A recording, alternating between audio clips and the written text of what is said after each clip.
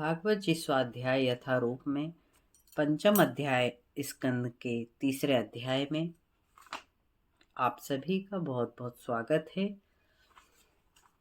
मंगलम भगवान विष्णु मंगलम गणध्वज मंगलम पुंडरीकाक्ष मंगलाय तनोहरि शांताकारं भुजगशयनं पद्मनाभं सुरेशं विश्वाधारं गगनसदृशं मेघवर्ण शुभांगं लक्ष्मीकान्तं कमलनयनं योगिभिर्ध्यानगम्यं वंदे विष्णु भवभयहरं सर्वलोकैकनाथम्। तीसरे अध्याय में राजा नाभि की कथा को आज हम श्रवण करते हैं। श्री सुखदेव जी बोले, हे राजा परीक्षित, आग्नेत्र के पुत्र महाराज नाभि निसंतान थे, अतः उन्होंने पुत्र प्राप्ति के लिए भगवान श्री नारायण की आराधना की। भगवान यज्ञ पुरुष प्रकट हुए। उनके श्री अंग की कांति अनुपम थी, शरीर की रेशमी पीतांबर था, वक्षस्थल पर वनमाला और श्री वत्स का चिन्ह सुशोभित था। चारों भुजाओं में शंकर चक्र गदा पद्म धारण किए हुए थे। राजा नाभि ने उनकी पूजा की और ऋत्विजों से भी स्तुति की। ऋत्विज बोले, हे भगवान, आपकी पूजा करना हम लोग नहीं जानते, हमारा आपको नमस्कार है।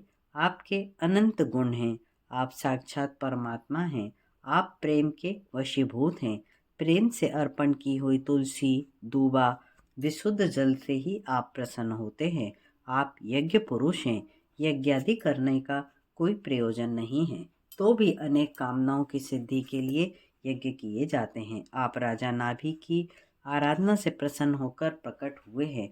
आपके दर्शनों के अतिरिक्त हमें और कुछ नहीं चाहिए, केवल हम आपसे यही चाहते हैं कि खाते पीते गिरते उठते रोग मरणादि की अवस्था में आपके गुणों का सदा उच्चारण करते रहें। आपसे एक हमारी तुच्छ प्रार्थना ये है कि राजर्षि नाभि के कोई पुत्र नहीं है, अतः आपके समान इन्हें पुत्र प्राप्त हो। आप भक्तों के अनोख कार्य करते हैं।